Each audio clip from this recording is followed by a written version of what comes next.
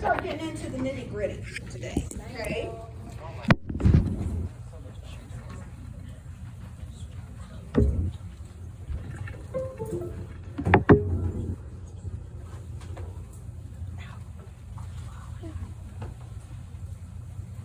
All right.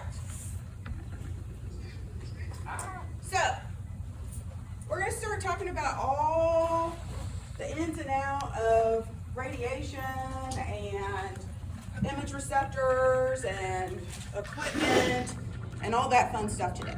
Okay, so just while I'm thinking about it, you're going to have a scavenger hunt next week.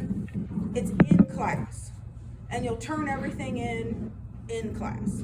Okay, so it's nothing that's required out of class. We're going to do it all in class next week. Okay, so don't worry about looking for it or turning it in or anything like that. Okay. All right, so image production process. So we already know X-rays were discovered in 1895. X-ray beam energy is produced using high voltage electricity. Oh, that's what that thing does right there, okay? That big generator. So X-rays pass through matter and strike the image receptor. That's how we get our image, all right? And image receptor converts the energy of X-rays into an image, all right? Image receptor converts the energy of X-rays into an image. So this is kind of an overview of what's to come, kind of in the program, okay? So a lot of the things that we're going to talk about today, you have full classes over, okay? So I'm just skimming some of this, all right? Yeah.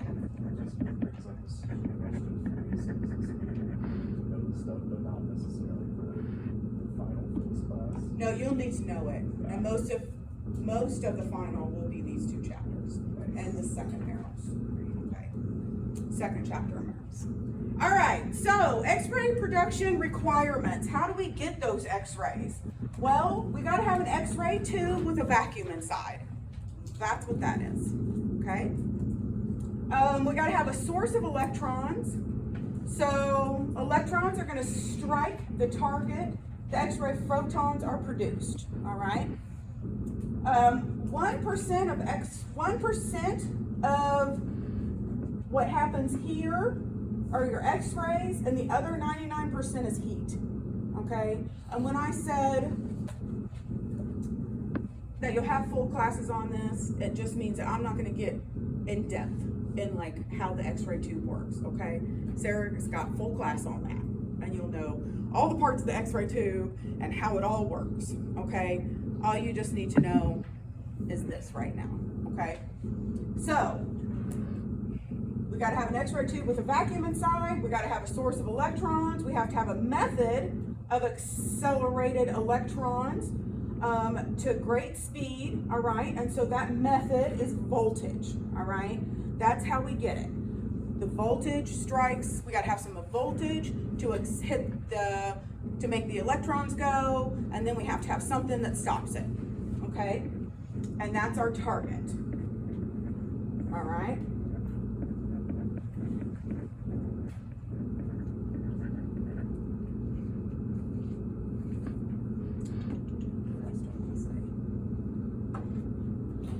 So this is what it looks like right here, kind of inside the X-ray tube. Just a question on the picture of the tube. Should we know like all the little labels on that? Like, no. Okay. So you're going to get your voltage. It's going to come from here.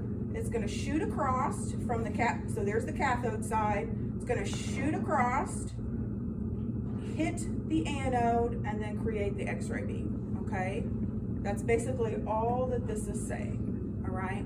But this tube has got to have a vacuum inside of it, all right, to make sure that all this happens correctly, all right?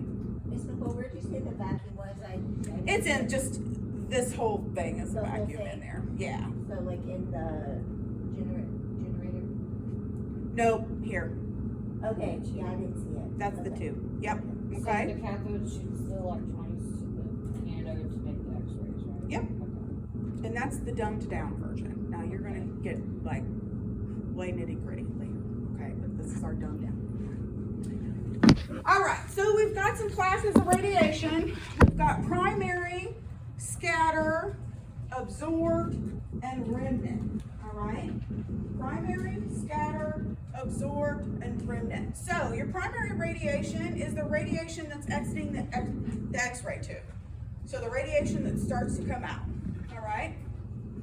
So your scattered radiation is the radiation that's basically the bad radiation, okay? This is what we don't like.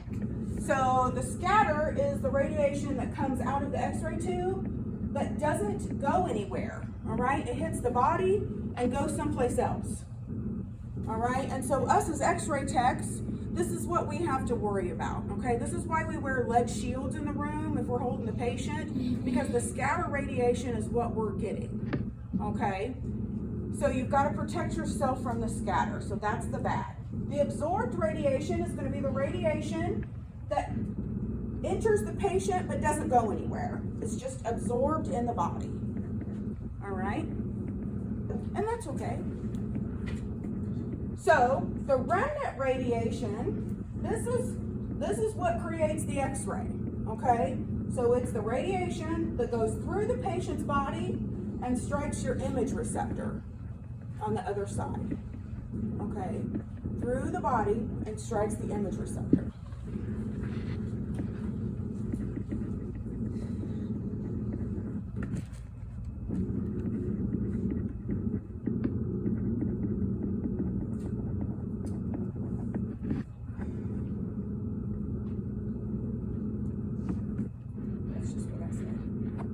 So, attenuation of radiation. So, your attenuation is the loss of radiation energy as a result of passing through and absorbing material such as the human body. All right. Another way to say that is, so when the radiation is going through your body, some parts of the body is going to absorb more of it than others. All right, so what do you think if I've got x-rays coming through my body, what's going to absorb more? What in my body would absorb more? Bone, okay?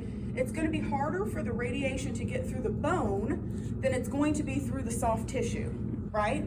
Okay, that's what that means, all right? Some parts of the body absorb more radiation than others, all right? And this is important to us when we're setting techniques, okay? When we're getting ready to do an x-ray and we need a good diagnostic image, we have to understand what techniques to set to get through what body part we're trying to image, okay?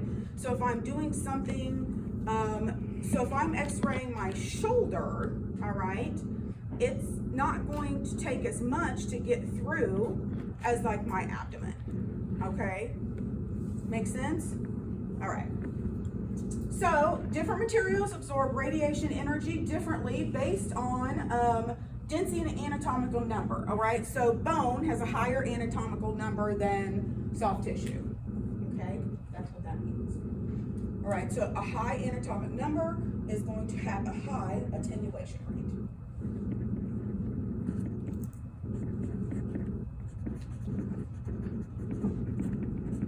So, high attenuation occurs in radio-opaque matter.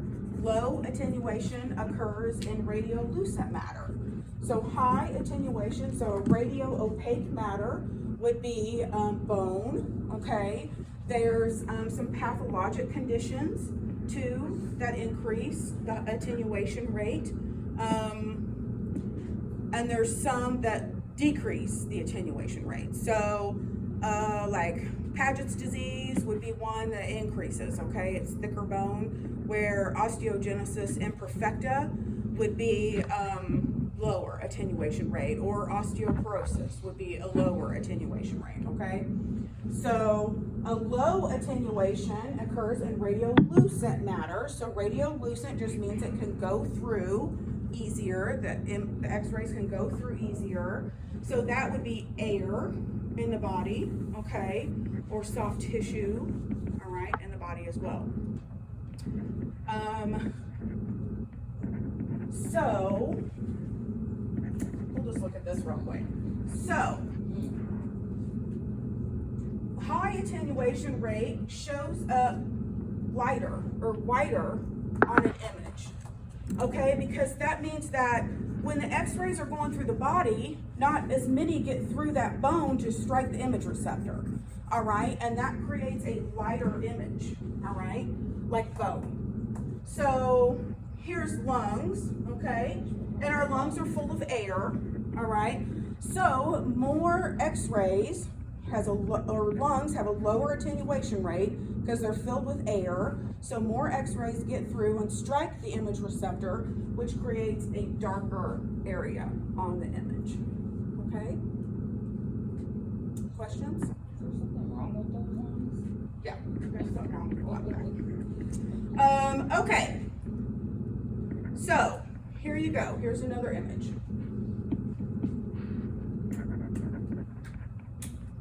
So notice the dark, okay? That's air, all right? And the light would be bone, okay? And sometimes, so like if you have a thicker organ, that's also gonna cause a higher attenuation rate because the x-rays can't get through them as well, all right? Everybody good?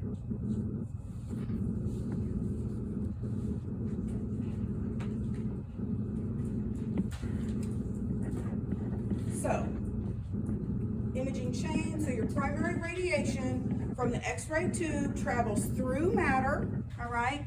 And its energy is finally detected by the image receptor. So it stops at the image receptor. So the remnant radiation creates chemical changes within the image receptor that are invisible, okay, we can't see that, and that's called a latent image, all right? So when I take an x-ray from, let's say, CR, so it's the computed radiography, all right, and that just means I've got my image receptor over here, all right, so I've taken my x-ray of my patient, all right, and so the image that's in here is the latent image. I can't see it yet, okay? I won't be able to see it until I process it, all right? And that's CR. It's a little different with the DR because the image pops up, Is okay? CR with the films like in the old school, like that? Like That's not CR, that's film screen. film, so there's film screen, CR, and DR. Okay. So this is CR. So you would put the image receptor in a processor, it would process it, and then pop up on a computer. Okay, kind of like one of our rooms back there. Okay. Yeah. Is that the only time they ever delete image? No, not necessarily. I mean, you do in DR, but it's not as easily understood. Let's put it that way. It's easier to understand than the CR part. Okay. And do you have so many hours before? You do before it goes bad. Yeah. Yeah. Okay. We're not going to worry about that for this class. Okay. It's only like 8 hours. I just remember reading that. I was like, Yeah. I didn't know Like that. 20 minutes, like it starts to bleed or something. Yeah, so when you take your image, you need to go run it. You can't basically leave it sitting around.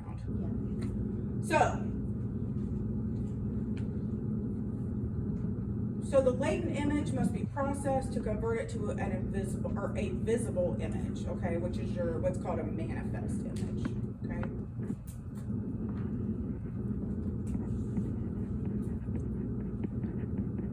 What is this, you guys? Okay. Good.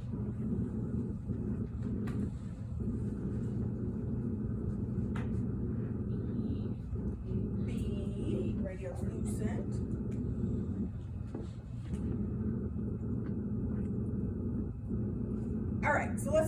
got some image receptors, all right? So that's an image receptor that I was just holding, okay? But there's also image receptors that are built in, all right? So like in our digital room, the image receptor is like the wall button, okay? So the image receptor would be built into this, in that digital room that I showed you, okay? So you can't take it in and out. So now, just to confuse you a little more, there are some digital machines you can take the image receptor out, but we'll just focus on what we've got here, okay? So our digital, you can't take them in and out. This is the image receptor in the digital room, but that is the image receptor in like this CR room and then the other CR room, okay? So computed radiography is known by its technology. It uses a stimulable phosphor technology and storage phosphor technology, okay? Well, let's back up just a little bit. So when I was starting X-ray school, we had film screen, okay? And then it moved to CR, all right? And then it moved to DR. So that's kind of the chain that's been happening. Eventually, it will all be DR, but you still have some clinical sites that use CR, okay? And I mean, I'm sure there's still some out there that use film screen. Probably some small doctor's offices in BFE, you know. But most are using CR and DR, okay?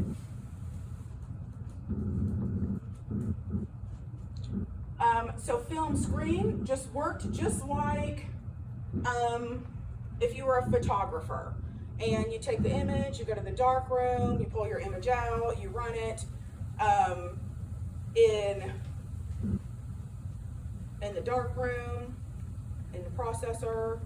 We don't have to hang them. I'm not that old. I didn't have to hang them, but I did have to use the dark room. And then you get your image, all right? Then you have to put your film back into the image receptor because it basically looks just like that, okay? And then you take your little films out and you get that over there and you hang them up or give them to the radiologist. That's how that worked, okay? So then they kind of got fancy, all right? So then we have film screen where it was called a daylight processor that we used, so we didn't have to go in the dark room anymore. So we had our film in there and we stuck it in a processor, and the processor took our film out, ran it, and stuck another film in there for us, developed it. It still had all the chemicals and stuff in it, and then spit our film out, okay? So then it got even fancier and we went to computed radiography, all right? So then they did away with the film. All right, so then we had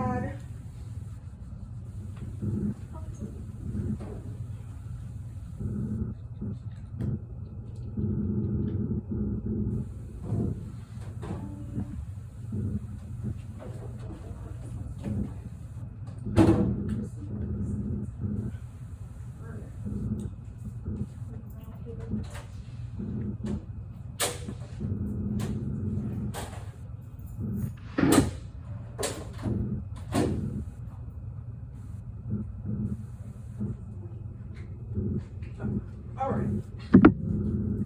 So now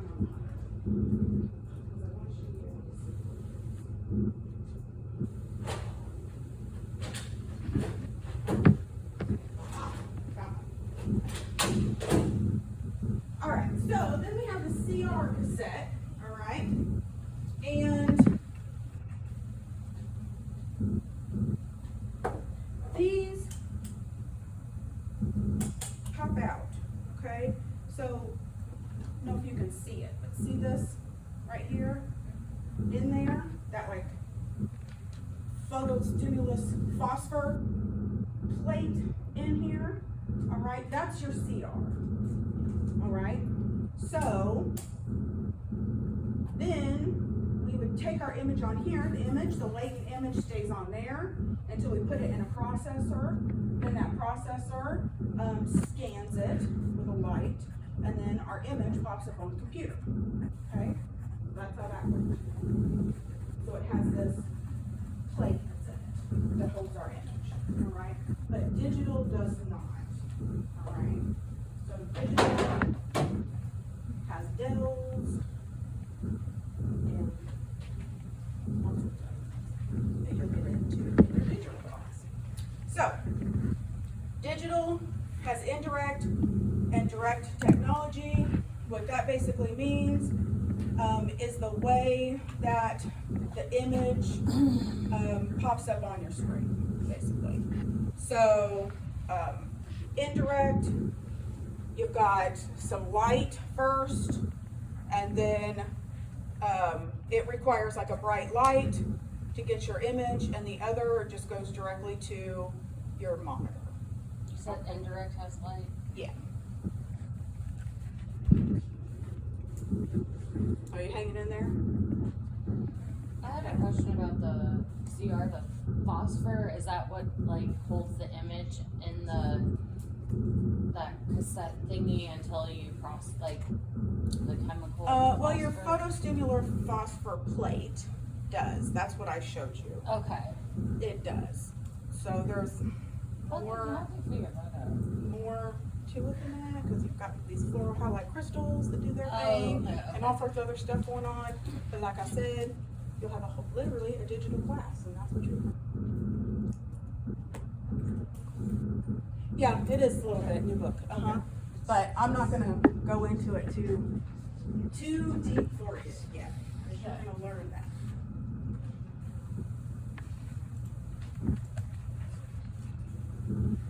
All right, so we'll just go over this again real quick. All right, so film screen uses X-rays to create permanent image on a piece of polyester film. That's it.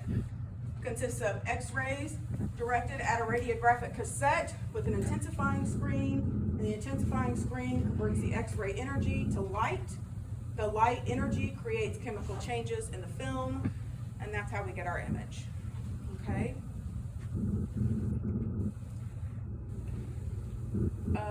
So then you expose the film to some chemicals, all right, and that creates the image, basically.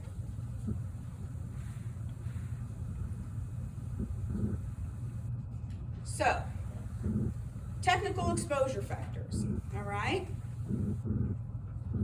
So, you've got MA or mass, kilovolt peak or kVp, and SID. So these factors are often referred to as your prime factors of exposure technique.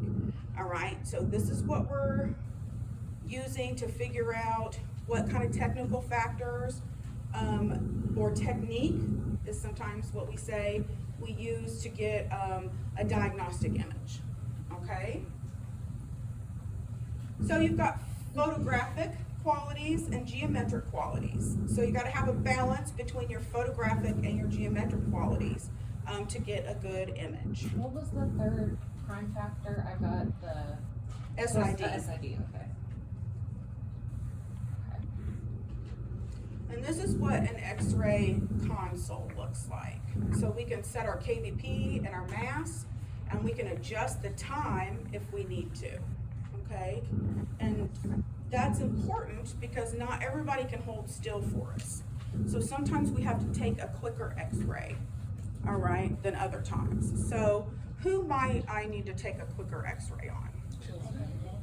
Kids, yeah. Or maybe a geriatric patient that's shaking or can't hold still, or a trauma patient that when they come out of a trauma, or when a trauma happens, lots of times once that adrenaline like comes down, they start shaking, okay? So we have to adjust our time to kind of compensate for that. All right. So let's talk about some image receptor exposure. So this is the overall darkness or blackness of an image, all right, as it demonstrates on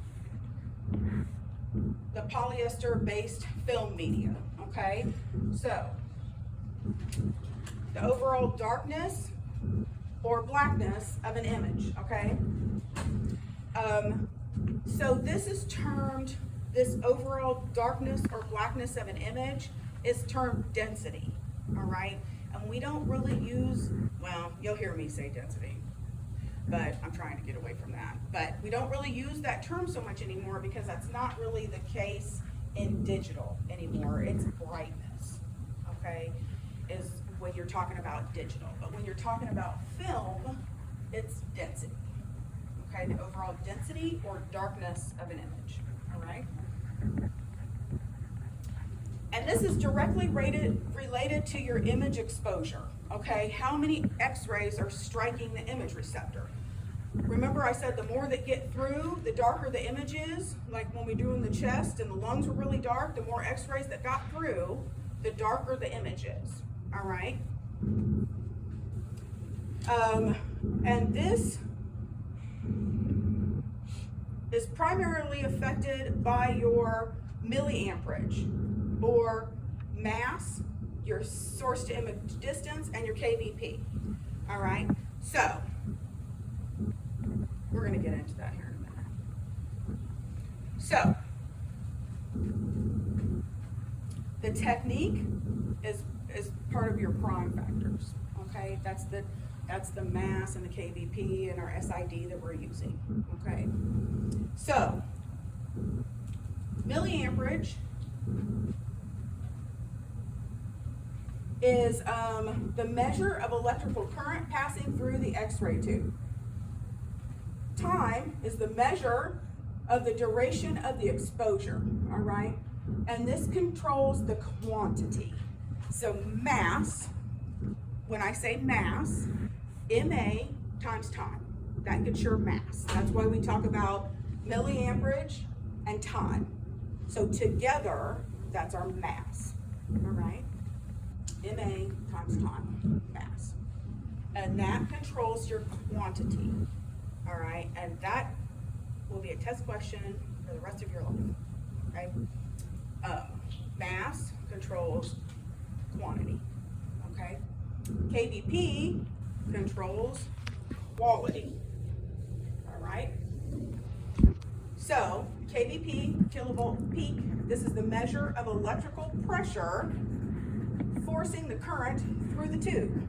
Primarily affects the quality of the X-rays produced. So don't kind of ignore this. All right, quality. Let's, one more time. So the KVP is the quality. Quality. Gotcha. Mass is the quantity. So basically, let me say it a different way. So mass is how much is coming out. Okay. Okay? The X-ray photon. Uh-huh. And the KVP is the quality of the beam. So how good our photons are coming out. The good photons coming out. Right? And SID is your source to image distance. So your source is what? Do you know what the source is? Location? No. Or no, the tube. X-ray tube. That's your source. That's where the X-rays are coming out. Your source of your X-rays, okay? To image distance. So your image is going to be like your image receptor. All right? SID.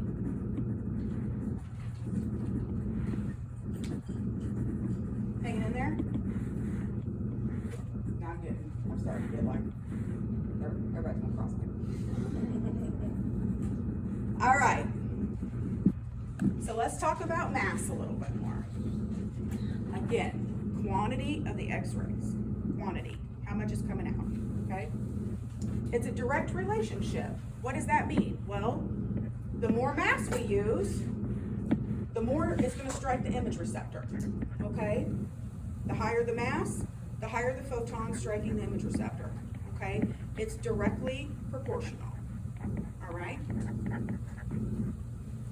And we can calculate mass, it's just MA times time, all right? MA times time.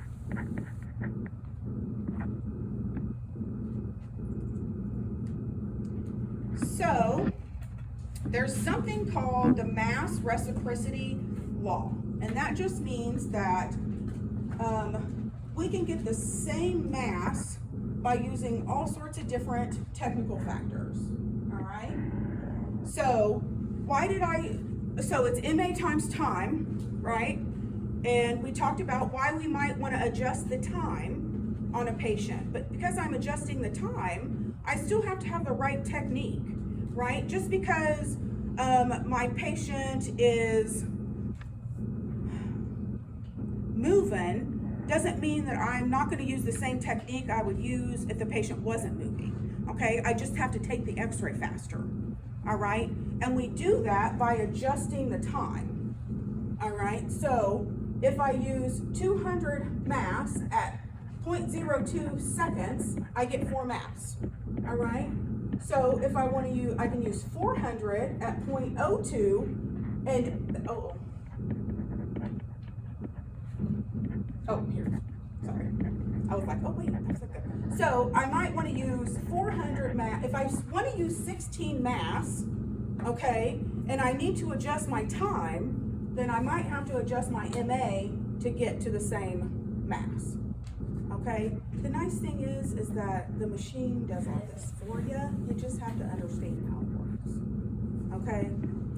So like a test question, if I have like these two up there, or maybe I say which values represent the mass reciprocity law, it would be these two values, okay? Because I can use two different masses and get the same technique, okay? Are you with me? Was that confusing? Did I confuse you? Right, yeah, so this is like things that you learn along the way, all right? So,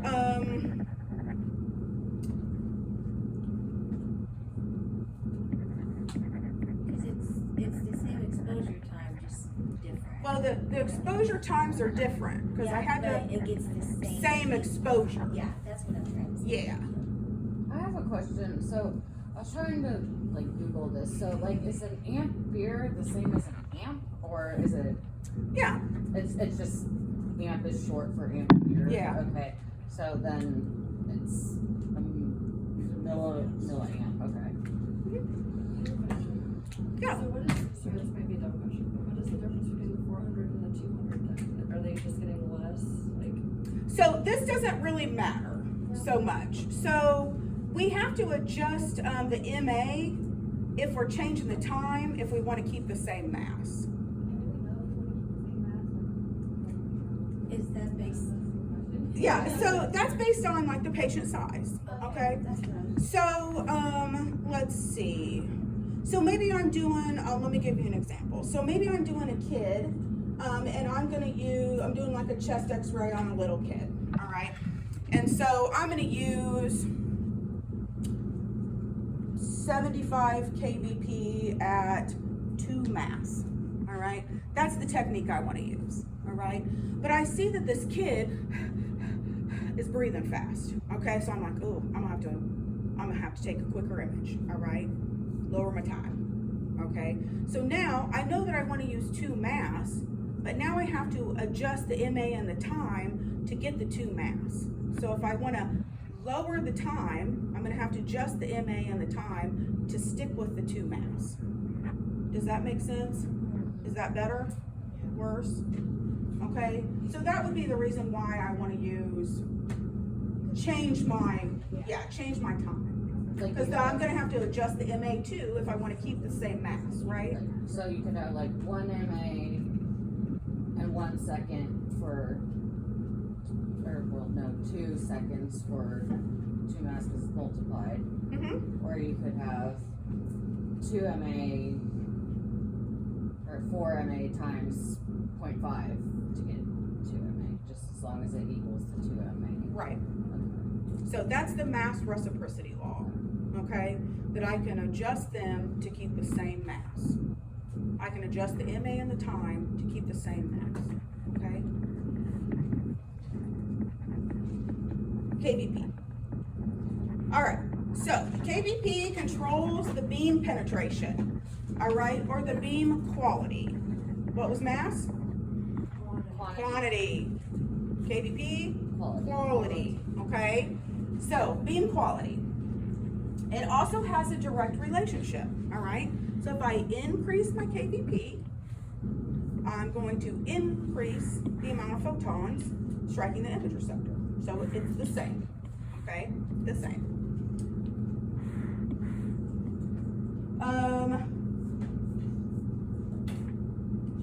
So there is a 15% rule involved in KVP values, okay? And this is a digital system, in digital systems. So basically the 15% rule means that I'm going to have to adjust my KVP by 15% if or decrease it by 15%, so increase or decrease, to be able to see a difference on my image. All right, so what does that mean? So if I'm using 100 KVP and my image is kind of coming out light, like I'm not getting enough photons to go through the body, then I'm going to need to increase it by 15%. So if I had 100, then I'm going to need to use 115 to make a difference. Okay, that's all that means.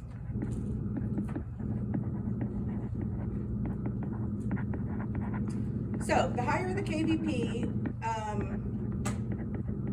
it reduces skin exposure to patients. All right, so why do you say that? It's like, oh, well, I'm using more though. Why would that reduce my exposure? Well, because KVP is beam quality. All right, so that means that you have a better quality of photons going through the patient. All right, so if you have better photons, they're more likely to go through the patient and strike the image receptor instead of, one, being absorbed, and two, scattering the other way. All right, so if we have a better quality, it'll go through the patient better. Okay, so KVP is quality, mass quantity. Okay,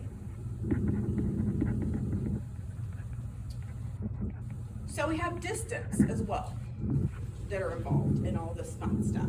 So I'm going to talk about this and then we're going to take a break. Okay, so displayed, this one's an easy one. Okay, source to image distance. All right, so all that is the distance between your source and your image. Source and your image. All right.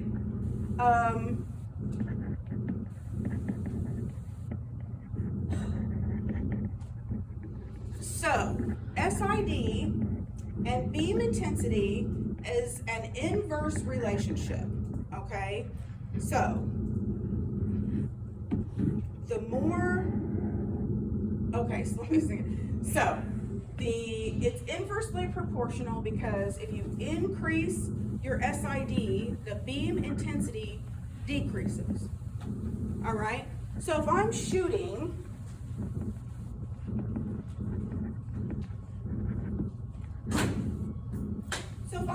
an X-ray, all right, and I've got my X-ray tube at 40 inches, all right, but then I have to move the X-ray tube back to 72 inches. Is there going to be more or less striking the image receptor? Less, inversely proportional. All right, that's what that means.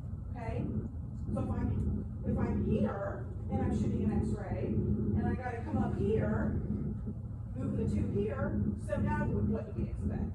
More, right? So decrease beam intensity. The beam intensity increases when you bring it in closer. Okay, so inversely. So if it's further away, it's less, closer, more, inverse. Okay.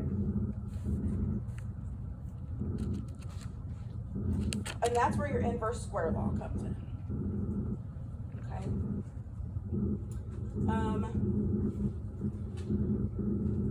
Take a break.